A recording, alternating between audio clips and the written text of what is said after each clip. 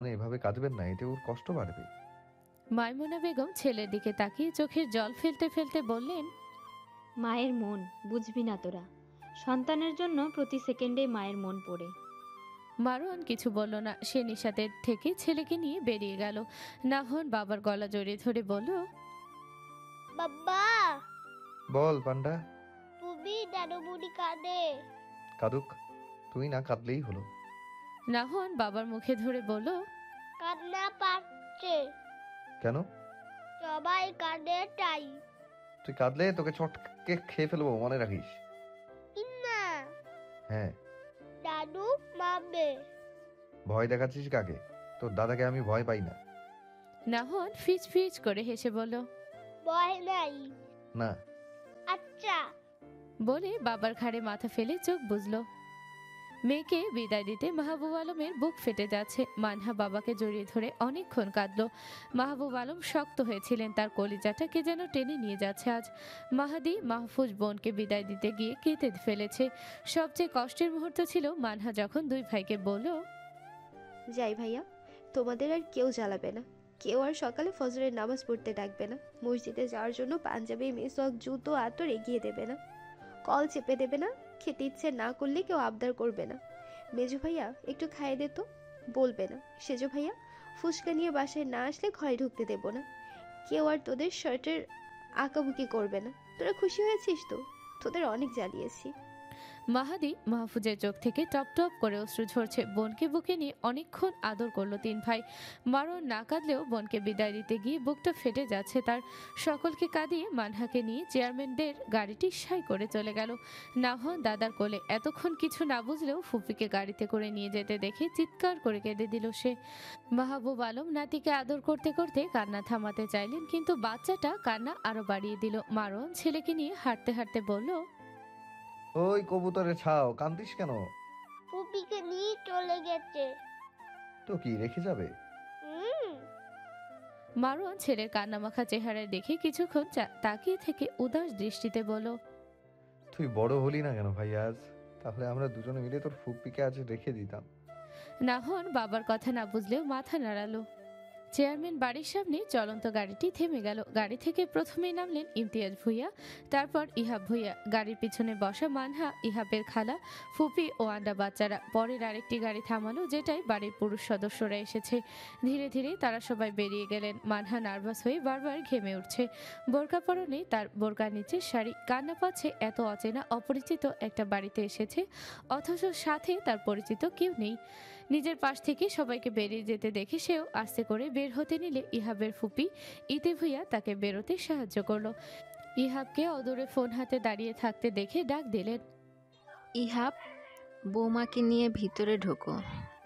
ইহাব বিরক্ত হয়ে বলল, পরে ফুপি, তোমরা ঢুকে যাও, আমি একটু পর আসছি। তোমার আম্মু কিন্তু রেগে যাবেন। রাখবে না, আমার জরুরি একটা কাজ আছে, আম্মুকে ম্যানেজ করে নাও না প্লিজ। ইতি ভুইয়া একটা দীর্ঘশ্বাস ফেলে মানহাকে ধরে ভিতরে ঢুকতে নিচ্ছিলেন। পথিমধ্যে ইনাবা দৌড়ে এসে মানহাকে ধরলো। মানহা কিছুটা হকচকিয়ে গেল। ইনাবা বলল, আরে ভয় পেও না ভাবি, আমি তোমার ননদিনী, তোমার স্বামীর একমাত্র বোন। আম্মু তোমাকে গেট থেকে নিয়ে আসতে বললো, চলো চলো। মানহা একটু শিথিল হলো। সে ইনাবাকে সালাম দিল। ইনাবার তো হেসে গড়াগড়ি খাওয়ার মতো অবস্থা। এই প্রথম কেউ তাকে সালাম দিল বলে হাসতেই থাকলো। মানহার ইনাবাকে দারুণ লাগলো। আস্তে আস্তে নকশাখচিত সিঁড়ি বেয়ে উঠে চেয়ারম্যান বাড়ির প্রবেশদ্বারে দাঁড়ালো তারা। মানহার সামনে তাকিয়ে দেখলো বুদ্ধিদীপ্তা, সুন্দর চেহারার মাঝারি গড়নের এক মধ্যবয়সী রমণী দাঁড়িয়ে। মাথায় বড় ওড়না পেঁচানো, পরনে মালবেরি সিল্কের তৈরি বেগুনি রঙের মনোরম কাঞ্জিভরম শাড়ি। মানহার ঘোর লেগে গেল চোখে। এত চমৎকার চেহারার একজন মানুষের কাছে আশেপাশে সকল কিছু ফিকে লাগছে। আহামরি ফর্সা নন তিনি, তবুও এক দেখায় যে কেউ দেখলে মায়াকারা এই নারীটির প্রেমে পড়তে বাধ্য। মানহা মেয়ে হয়ে যেন ঘোরের মধ্যে চলে গেছে। কে এই নারী? ইহাবকে এখন পর্যন্ত ঠিক করে দেখেনি সে, তাই ওই লোকের সাথে মিল অমিলের কিছু বুঝবে না মানহা। ইনাবার সাথে মিল রয়েছে, তার মানে কি এটাই তার শাশুড়ি? উর্মি ভুইয়া দেখলেন বোরকা নিকাবে ঢাকা ইনাবার হাত ধরে এগিয়ে আসা মানহাকে। তিনি হাসলেন না। মানহাকে একবার পরখ করে ইমতিয়াজ ভুইয়ার দিকে চাইলেন। ইমতিয়াজ ভুইয়া সবাইকে রেখে স্ত্রীর পাশে দাঁড়ালেন। স্ত্রীর কাঁধে হাত দিয়ে বললেন, কি হলো উর্মি? ছেলের বউ এনেছি, মিষ্টি মুখ করিয়ে বরণ করবে না? উর্মি ভূঁইয়া চাপস্বরে স্বামীর কানে বললেন, আপনার পুত্র কোথায়? ওর একটা কাজ পড়ে গেছে, কিছুক্ষণ পরেই এসে পড়বে। তুমি পুত্রবধূকে ঘরে তোলো। মানহা ইমতিয়াজ ভূঁইয়াকে সামনে দাঁড়ানো রমণীর সাথে নিচু কণ্ঠে কথা বলতে দেখে বুঝে গেল এটাই তার শাশুড়ি। উর্মি ভূঁইয়া মানহাকে ধরে ভিতরে নিয়ে গেলেন। ইনাবা ইতি ভূঁইয়া বাড়ির সকল মেয়ে সদস্যের ঢোকার পরে পুরুষ সদস্যরা ঢুকলেন। উর্মি ভূঁইয়া মানহাকে সাথে নিয়ে নিজের রুমে এলেন। নিচে সব পুরুষেরা বসা, তাই মানহার অস্বস্তি হবে ভেবে তিনি নিয়ে এলেন উপরে। মানহাকে দেখে বললেন, বোরকা খুলে ফেলো, এখানে কোনো পুরুষ আসবে না। মানহা চুপচাপ দাঁড়িয়ে রইল। উর্মি ভূঁইয়া বুঝলেন সামনে দাঁড়ানো মেয়েটির অস্বস্তি হচ্ছে। তিনি ইনাবাকে চোখ দিয়ে ইশারা করলেন বোরকা খুলে দিতে। ইনাবা মায়ের ইশারায় মানহার কাছে গিয়ে বলল, আরে লজ্জা পাচ্ছ কেন ভাবি? এখানে লজ্জার কিছু নেই, আসো বোরকা খুলে দিই। বলেই বোরকা নিকাব খুলে দিল ইনাবা। উর্মি ভূঁইয়া দেখলেন ঘামে তেলতেলে হয়ে যাওয়া মেকআপহীন একটি মায়াবী মুখশ্রী, লাল বেনারসি গায়ে জড়ানো, যে এই মুহূর্তে পুতুলের মতো তার সামনে দাঁড়িয়ে আছে। চোখ পিটপিট করে এদিক ওদিক তাকিয়ে লজ্জা অস্বস্তি লুকানোর চেষ্টা করছে। উর্মি ভূঁইয়া ঠোঁটের কোণে সূক্ষ্ম হাসি খেলে গেল, তবে তা বোঝা গেল না। সালামের মিষ্টি কণ্ঠে তার ভাবনা চিন্তার পরিসমাপ্তি ঘটল। তিনি বুঝলেন তার সম্মুখে দাঁড়ানো মায়াবী বদনের মেয়েটির কণ্ঠ হতে তা নিঃসৃত হয়েছে। তিনি সমস্যারে সালামের প্রত্যুত্তর করলেন। ইনাবা মানহাকে দেখে বলল, আরে পুতুলের মতো দেখতে তুমি, ভীষণ মিষ্টি। মেকআপ ছাড়া এত কিউট লাগছে, মনে হচ্ছে গাল দুটো টেনে দিই, তাই না আম্মু? উর্মি ভূঁইয়া কিছু বললেন না। তিনি বিছানার দিকে এগিয়ে গেলেন। সেখানে গাঢ় লাল রঙের কাঞ্জিভরম শাড়ি রাখা। শাড়িটি হাতে তুলে নিয়ে মানহার সামনে দাঁড়িয়ে বললেন, আমার সাথে ম্যাচ করে তোমার জন্য এই শাড়িটি নিয়েছি, দেখো তো পছন্দ হয় কিনা। মানহা শাশুড়ির হাতের দিকে তাকিয়ে রইল, কিছু বলল না। উর্মি ভূঁইয়া বললেন, বেনারসি চেঞ্জ করে এটা পরাবে। মানহা ঢোক গিলে শাড়ির দিকে চেয়ে রইল। এত ভারী শাড়ি পরতে হবে ভেবেই দম বন্ধ হয়ে আসছে। উর্মি ভূঁইয়া মানহার চেহারার ঘাম জড়ো হতে দেখে বলেন, তোমার ইচ্ছে না করলে পরার প্রয়োজন নেই। ইনাবা তোমার ভাবিকে খাবার দাও। আচ্ছা আম্মু। মারোয়ান ছেলেকে কোলে নিয়ে খোলা উঠোনে হাঁটছে। নাহওয়ান চাঁদের দিকে তার ছোট্ট ছোট্ট আঙুল উঁচিয়ে বলল, বাবা মুন মুন। মারোয়ান সেদিকে তাকিয়ে বলল, শহরে এত সুন্দরভাবে চাঁদ দেখেছিস কখনো? নাহওয়ান মাথা নাড়িয়ে না বলল। মারোয়ান ছেলেকে চাঁদের দিকে চোখ বড় বড় করে তাকিয়ে থাকতে দেখে বলল, ভালো করে দেখে রাখ, পরে নাও দেখতে পারিস। নাহওয়ান বাবার কথা শুনে মনোযোগ দিয়ে চাঁদ দেখছে আর খিলখিল করে হাসছে। মাহাদি মাহফুজ নিজেদের ঘর থেকে বেরিয়ে এসে দেখলো বড় ভাই উঠোনে দাঁড়ানো। তারা চটজলদি সেদিকে এগিয়ে গেল। মাহফুজ নাওনের দিকে হাত বাড়িয়ে বলল, আব্বাজান, চাচুর কোলে আসেন। নাহওয়ান অসম্মতি জানিয়ে বাবার গলা শক্ত করে জড়িয়ে ধরল। মাহফুজ নাহওয়ানের অসম্মতি তোয়াক্কা না করে তাকে জোর করে কোলে নিয়ে বলল, আপনার অনুমতির দরকার নেই। সামনে এরকম গোলপ্পা থাকলে কেউই আদর না করে থাকতে পারবে না, তাই শান্ত হয়ে আদর উপভোগ করুন আব্বাজান। নাহওয়ান এত দ্রুত ঘটে যাওয়া ঘটনা প্রথমে আজ করতে না পারলেও যখন দেখলো বাবার কোল থেকে চাচুর কোলে ট্রান্সফার হয়েছে, তখন ছলছল চোখে বাবার দিকে হাত বাড়িয়ে বলল, বা মাহফুজ নাওয়ানের অমন কান্না কান্না গলা শুনে বলল, মেজো ভাইয়া দেখো, কোলে নেওয়ায় কেঁদে দিচ্ছে। মাহাদি হেসে নিজের ভাতিজার দিকে চাইল। মারওয়ান বলল, মাহাদি, তোর চাষবাসের কি অবস্থা? মাহাদি মুখ কুচকে বলল, ওটা চাষাবাদ না ভাইয়া, কৃষি নিয়ে পড়েছি দেখেই চাষাবাদ করবো এমনটা ভাবো কেন? তুমি সবসময় আমাকে পিঞ্চ মারো। মারওয়ান লুঙ্গি হাঁটুতে গুজে থু ফেলে বলল, ঢং করিস না। কৃষি নিয়ে গবেষণা, কোন মৌসুমে কোনটার ফলন ভালো হবে, বিদেশি বীজ এদেশের মাটিতে স্যুট করবে কিনা, কৃষকদের বিভিন্ন তথ্য দিয়ে সহায়তা করা, এসব আমার চোখে চাষাবাদই। তোরটা হলো ডিজিটাল চাষাবাদ, দুটোই দেশের জন্য মারাত্মক উপকারী।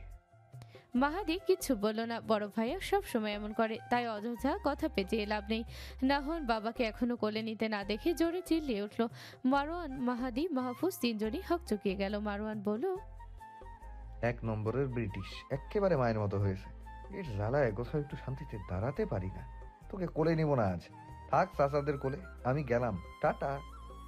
বলে লুঙ্গি উপরে উঠিয়ে হাঁটা দিল ঘরের উদ্দেশ্যে। নাহওয়ান বাবাকে চলে যেতে দেখে মাহফুজের কোলে বাই মাছের মতো লাফালাফি করতে লাগলো। মাহফুজ ভাতিজাকে কোল থেকে নামিয়ে দিল। নাহওয়ান ছাড়া পেয়ে বাবার দিকে দৌড়ে গেল। মারওয়ান হাঁটতে গিয়ে বাধা পেল। নিচে তাকিয়ে দেখলো নাহওয়ান তার পা জড়িয়ে ধরেছে।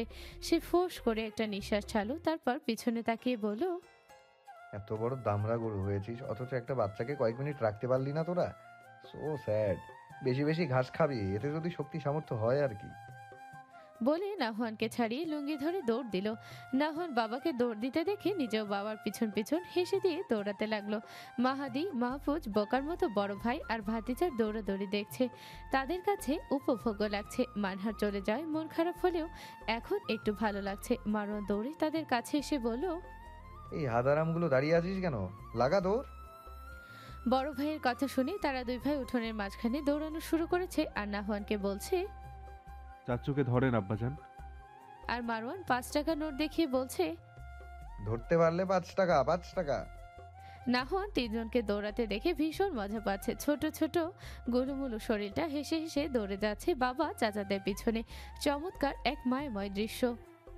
একটু আগে মানহাকে ইহাবের ঘরে দিয়ে গেছে সবাই। রুমটি বেশ বড় ও দামি আসবাবপত্রে ঠাসা। মানহার প্রচুর নার্ভাস লাগছে, হাতের তালু ঘেমে উঠেছে বারবার। এতটা নার্ভাস বোধহয় জীবনে কোনোদিন হয়নি সে। সম্পূর্ণ অপরিচিত অচেনা একজন মানুষের সাথে পুরো রাত থাকতে হবে ভেবেই মানহার প্যানিক অ্যাটাকের মতো অনুভূত হচ্ছে। যে কোনো সময় অজ্ঞান হয়ে যাবে এমন লাগছে। দুম করে দরজা খুলে ইহাব রুমে ঢুকলো। মানহাকে তার স্টাডি টেবিলে চেয়ারে রোবটের মতো বসে থাকতে দেখে বিরক্ত হলো সে। পাঞ্জাবির কলার ঠিক করে মানহার বিপরীতে পাশে বসলো। মানহা তাকালো না পর্যন্ত, একদম শক্ত হয়ে বসে থাকলো। ইহাব মানহাকে ভ্রুকুচকে পর্যবেক্ষণ করলো। মানহা বেশ কিছুক্ষণ পর মুখ নিচু করেই মিনমিন করে বলল, আসসালামু আলাইকুম। ইহাব কৌতুকপূর্ণ হাসলো, বলল, ওয়ালাইকুম আসসালাম। ওরে বাপরে, সালাম দেওয়া হচ্ছে। খুব সভ্য আপনি। ভাজা মাল চুলটে খেতে জানেন না মনে হয়, অথচ আপনি মোটেও এমন না। আপনার দুপুরের বিহেভ ভুলেনি কিন্তু। মানহা চমকালো মনে মনে। ইহাব বলল, দেখি আমার দিকে তাকান। মানহা তাকালো না, হাত মুঠো করে চুপটি করে বসে রইল। ইহাব জোরে ধমক দিয়ে বলল, তাকাতে বললাম না? ভাইটা যেমন বলতেবাজ, বোনটাও ঠিক তেমন। সকালে এক সুরত, দুপুর আরেক, রাতে আরেক রূপ। পুরাই ক্রিকেটের বংশধর। মানহা হাত মুঠো করে রাগটা কন্ট্রোল করলো। তারপর ইহাবের দিকে চাইলো। ইহাব টেবিলে কোনো ঠুকিয়ে মাথায় হাত রেখে মানহার দিকে তাকিয়ে ধমকের সুরে বলল, মেহগুনি গাছের ফল খেয়েছ নাকি? মুখে হাসি কই? স্বামীর সামনে তিতা করলা চিবানোর মতো মুখ করেছ কেন? সুন্দর করে হেসে তাকাও। মানহার রাগে পিত্ত পর্যন্ত জ্বলে যাচ্ছে। কোথায় অপরিচিত মেয়ের সাথে নরম সুরে পরিচিত হবে তা না, সে তখন থেকে ধমক দিয়ে যাচ্ছে। ইহাবের দিকে ঠোঁট টেনে চাইলো। ইহাব আবারও ধমকের স্বরে বলল, ভালোই লাগছে। তোমার তুলনায় শাড়িটা বেশি সুন্দর। অবশ্য শাড়ির জন্যই দেখতে ভালো লাগছে। মাকে এমন একটা শাড়ি পরানো দেখলাম, নিশ্চয়ই মা দিয়েছে। মানহা মাথা নাড়ালো। ইহাব আবারও ধমকে উঠে বলল, মুখে কথা নেই কেন? সে কখন থেকে শুধু মাথায় নাড়িয়ে যাচ্ছ? মুখ নেই তোমার? মানহার ধৈর্যের বাঁধ ভেঙে গেল। এবার প্রত্যেকটা কথা এমন ধমক দিয়ে বলতে হবে কেন? সে দাঁড়িয়ে মাথা থেকে আঁচল ফেলে কোমরে গুজে ইহাবের দিকে কঠিন নজরে চাইল। ইহাব থতমত খেয়ে তাকালো। পরক্ষণেই নিজের গুরুগম্ভীর রূপে ফিরে গিয়ে বলল, কি হলো? এইভাবে দাঁড়িয়ে গেলে কেন? বসো, দুপুর হিসাবটা নিয়ে নিয়ে আগে। কি হিসেবে নেবেন? আপনাকে ভয় পাই নাকি? আপনার চাকর নই আমি, তাই ভুলেও ধমক দিয়ে কথা বলতে আসবেন না। ইহাব পাঞ্জাবির পকেট হাতড়ে 2 লক্ষ টাকার বান্ডিল বের করে টেবিলে রাখলো। বান্ডিল দুটো উঁচিয়ে বলল, নেবা?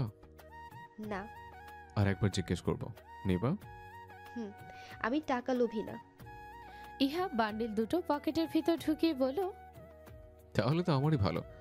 দেনমোহর আর দিতে হলো না। আল্লাহ আমাকে এত বড় লুট হওয়া থেকে বাঁচিয়ে দিয়েছেন। মানহা বড় বড় চোখ করে তাকিয়ে বলল, এটা অন্যায়। আমার হক আমাকে দিন। ইহাব দাঁড়িয়ে পাঞ্জাবির বোতাম খুলে বলল, দিতাম, কিন্তু দুটো কারণে এখন আর দিব না। প্রথম কারণ, আমার সঙ্গে উঁচু স্বরে কথা বলেছ। আর দ্বিতীয় কারণ, তোমাকে কয়েকবার টাকা সাধার পরেও তুমি নাওনি। এসব চড়াল মেজাজের অহংকারে মেয়ে ছেলেকে একটা টাকাও দিব না আমি। মানহা বেকুবের মতো দাঁড়িয়ে রইল। সব বলল ওই লোক, এখন দোষ পড়েছে তার। ধমক দিল, কথা শুনলো আর সে জাস্ট একটু প্রত্যুত্তর করেছে, তাই তাকে তার মোহরানা দিবে না? কত বড় জালিয়াতি তার সাথে। মানহার ছোটবেলা থেকেই স্বভাব কেউ তার ভাগ অথবা হকের কিছু কেড়ে নিলে আক্রমণ করে নিয়ে নেওয়া। তার মাথায় এখন সেটাই ভর করছে। ইহাবের ফোলা পকেটের দিকে যে আচমকা হামলে পড়ল। ইহাব আচমকা আক্রমণে কিছুটা পিছিয়ে গেল, সাথে ভয়ও পেল। মানহা পকেট হাতড়ে টাকা দিতে গেলে ইহাব মানহার হাত শক্ত করে ধরে বলল, ছিনতাইকারী, 1 নম্বরের পকেট মার। ছাড় আমার পাঞ্জাবি। এরা বলে টাকার লোভী নাও, তাহলে এখন পকেট মারছে কেন?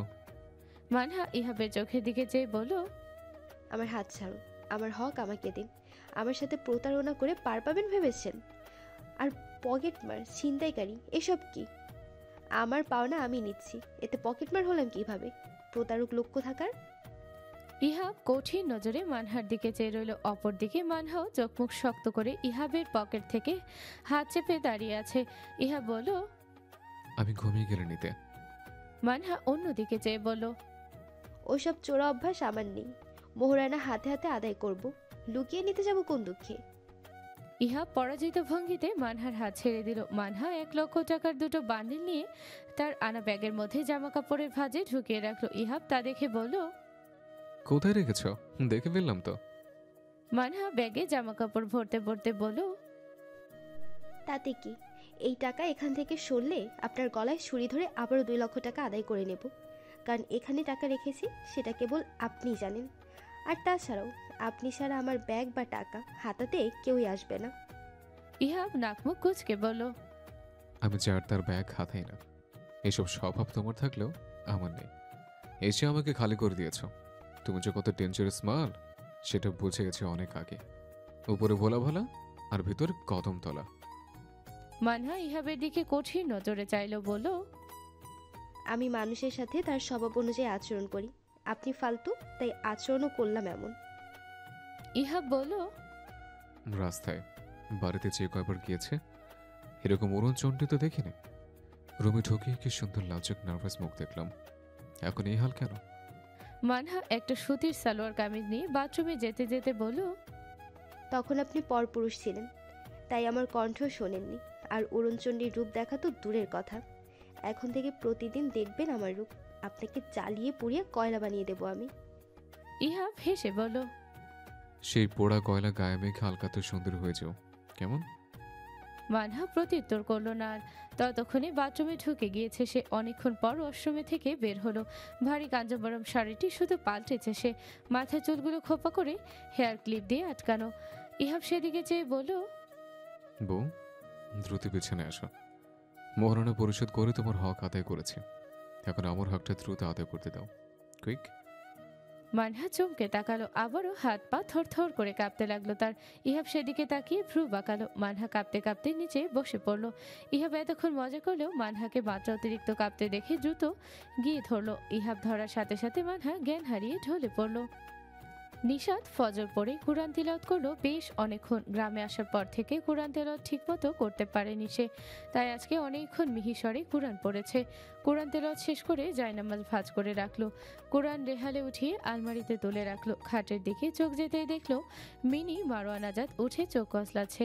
মাকে দেখেই 2 হাত বাড়িয়ে দিল। নিশাত হেসে ছেলেকে কোলে নিয়ে ফুলো ফুলো গাল দুটোতে চটাস চটাস করে চুমু এঁকে দিল। নাহর মায়ের কোলে বসে আদর উপভোগ করছে।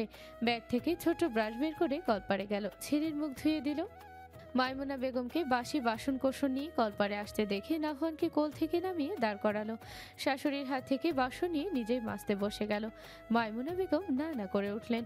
নিশাত কোনো কথাই শুনল না। মাইমুনা বেগম নাতিকে কোলে নিয়ে দাঁড়ালো পাশে। নাহওয়ান দাদির কোলে উঠতে চাইছিল না। নিশাত তা দেখে বলল, আব্বা, দাদুমণির কোলে যান, দাদুমণি আদর করবেন। নাহওয়ান মায়ের কথা শুনে শান্ত বাচ্চার মতো মাইমুনা বেগমের কোলে উঠেছে। নিশাত বাসন ধুয়ে রান্নাঘরে নিয়ে রাখলো সব। মাইমুনা বেগম নাতিকে নামিয়ে চুলো ধরাতে বসে গেলেন।